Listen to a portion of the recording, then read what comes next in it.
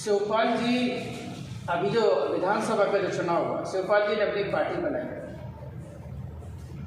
Party का symbol भी आ गया और पार्टी, मैं समझता हूँ 2-3 महीना उन्होंने रथ यात्रा निकाली, आपने उसमें साथ दिया और मथुरा से लेके और इटावा तक की मेरी जानकारी में आप रहे उनके साथ में।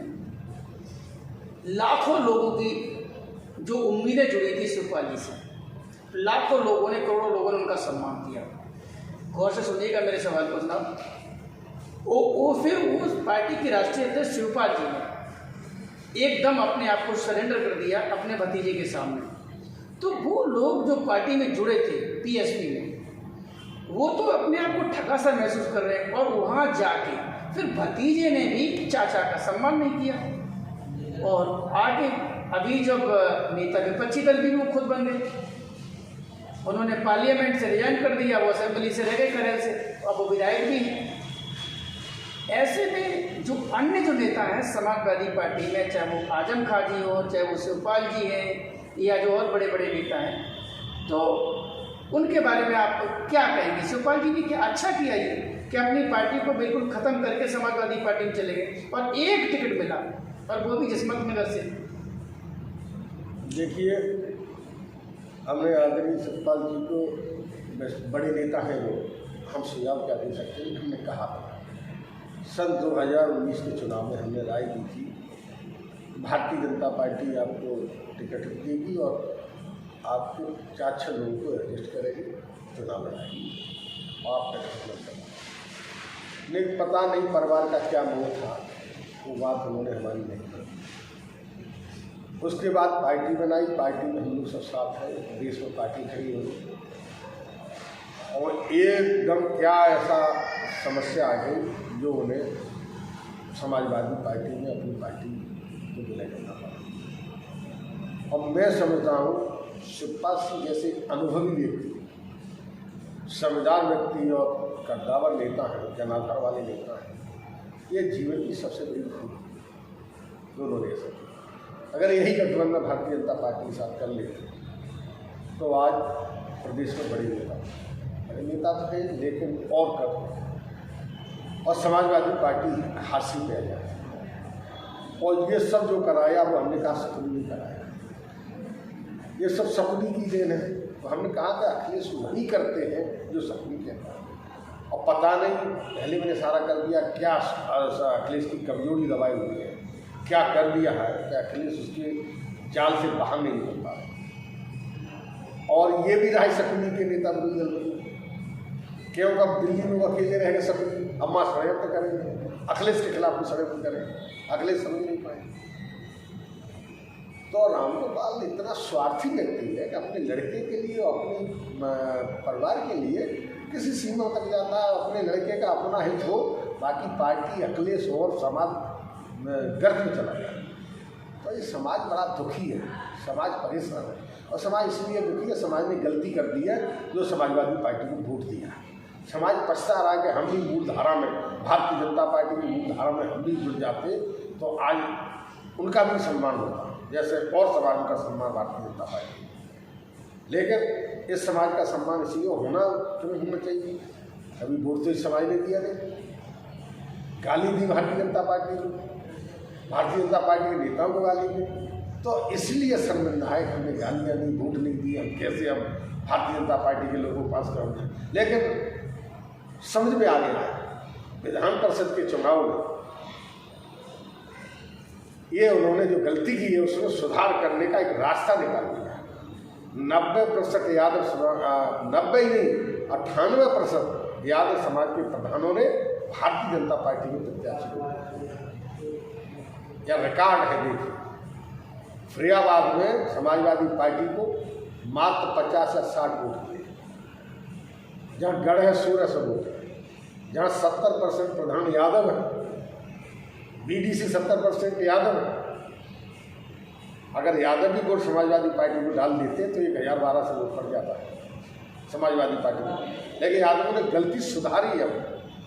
इसीलिए तो मैं कह रहा हूँ कि 60% मतदान हमारा समाज 2024 के चुनाव में आदरणीय मोदी जी, आदरणीय योगी जी के नाम पर भारतीय जनता पार्टी के पक्ष में करेगा। और इसीलिए मैंने कह दिया, जब समाज अलग हट जाएगा तो फिर समाजवादी पार्टी कहीं रहेगी नहीं। कोई भी प्रत्याशी समाजवादी पार्टी का जमानत नहीं बचा पाएगा भारतीय जनता पार्टी के प्रत्याशी के मुकाबले। अभी गलियों में, समाज में, प्रदेश में ये चर्चा है, जनाब शिवपाल सिंह है, चर्चा और पर्चा दोनों में है कि भारतीय जनता पार्टी की दामन थामने जा रहे हैं। और वो कब थामेंगे, कब वो गुड न्यूज़ देंगे, अभी तक उन्होंने ऐसा कहा नहीं। वॉशिंग मशीन ऐसी कौन सी है और वॉशिंग पाउडर ऐसा कौन सा है भारतीय जनता पार्टी के पास? जनाब सोच समझ के बताइएगा कि जब तक आदमी बीएसपी में है, सपा में है, कांग्रेस में है, तो वो गलत, उसकी नीति गलत। और जब वो भाजपा में चला जाता है तो बिल्कुल शुद्ध साफ एकदम वो दोष मुक्त हो जाता है। ऐसा क्या भाजपा के अंदर है जो आप गए तो आपके दोष खत्म हो गए, शिवपाल जी जाएंगे तो दोष खत्म हो जाएंगे, या अन्य कोई जाएगा तो दोष मुक्त हो जाएगा? ऐसा कौन सा पाउडर भाजपा पे है, कौन सी ऐसी वॉशिंग मशीन है जिसमें डाल के वो तुरंत साफ कर देते? बताइए जी। ऐसा कुछ नहीं, जो लोग नहीं समझ पाते, हम भी नहीं समझ पाए थे भारतीय जनता पार्टी। जब भारतीय जनता पार्टी में शामिल हुए, जब अंदर से देखा कि भारतीय जनता पार्टी की नीतियाँ, जो सिद्धांत है, जो विकास है, वो आम जनता के लिए, नीतियाँ आम जनता के लिए, सिद्धांत आम जनता के लिए, जो पार्टी देश की जनता का ख्याल रखे, प्रदेश की जनता का ख्याल रखे, देश के गौरव के सम्मान का ख्याल रखे, तो इससे बड़ा क्या हो सकता है? आदरणीय मोदी जी ने देश की जनता के ख्याल के साथ साथ देश के सम्मान का, गौरव का ख्याल रखा। आदरणीय योगी जी ने देश का विकास किया और देश के हर वर्ग के साथ समानता का व्यवहार किया। लोग चिल्लाते थे, मैं उदाहरण के तौर पर कह रहा हूँ, समाजवादी पार्टी को लोग अपना घर मानते थे। मैं अपने समाज के लोगों से कह रहा हूँ कि अगर सुने तो समझें। हमारी सरकार समाजवादी पार्टी की, हम सपा में थे तो 5 साल रही, तो 12 से 17 भर्तियाँ हुई, 250 लड़के 5 साल में भर्ती हुए फरीदाबाद में, और 250 लड़के भर्ती हुए, 2000 परिवारों के मकान और खेत गिरवी रख गए, क्योंकि 20-20 लाख रुपया लोगों से उगाया है। लेकिन वो रुपया भी गया उनका, भर्ती भी नहीं हुई। भर्ती हुए सिर्फ 250 लड़के। योगी जी की सरकार में 5 साल में इस जनपद में 17.5 लड़के भर्ती हुए, किसी को हवा भी नहीं लगी, किसी का मकान गिरवी नहीं रखा गया, किसी का खेत नहीं रखा, कोई कर्जदार नहीं हुआ। लड़कों को तब पता लगा जब उनके ऊपर मेडिकल का कॉल लेटर आ गया कि आपको मेडिकल कराना, आपको PhD भर्ती हो। तो ये अपने समाज के लोगों से कहना चाहता हूँ, अखिलेश की सरकार 250 भर्ती की 5 साल में, वो इतनी थी, या आपके लिए योगी जी की सरकार आपकी तहसील जो आपने 17.5 लड़के भर्ती कराए 5 साल में, ये रिकॉर्ड है। हर जिले में वेरिफिकेशन होता है, उसका रिकॉर्ड होता है कितने लड़कों का वेरिफिकेशन होता। तो समाज को सोचना चाहिए कि आपका भला योगी जी ने ज़्यादा किया है, अखिलेश जी ने तो आपको 50 साल पीछे कर दिया है। जो भर्तियाँ हुई थी अखिलेश के राज में, वो 3-4 जिलों में समझ के रहेगी, इटावा, मैनपुरी, कन्नौज, एटा, बस बाकी जिले सब शून्य रह गए थे। और अब हुई ये भर्ती योगी जी के शासन में, तो पूरी ईपी हुई है, कोई जिला बाकी नहीं रहा जिसमें समानता से भर्ती हो, निष्पक्ष तरीके से। ये नहीं देखा गया किस जात का। अगर ये किस जात का देखे जाते तो अखिलेश की सरकार में 250, तो योगी की सरकार में 17.5 लोगों की भर्ती हुई है।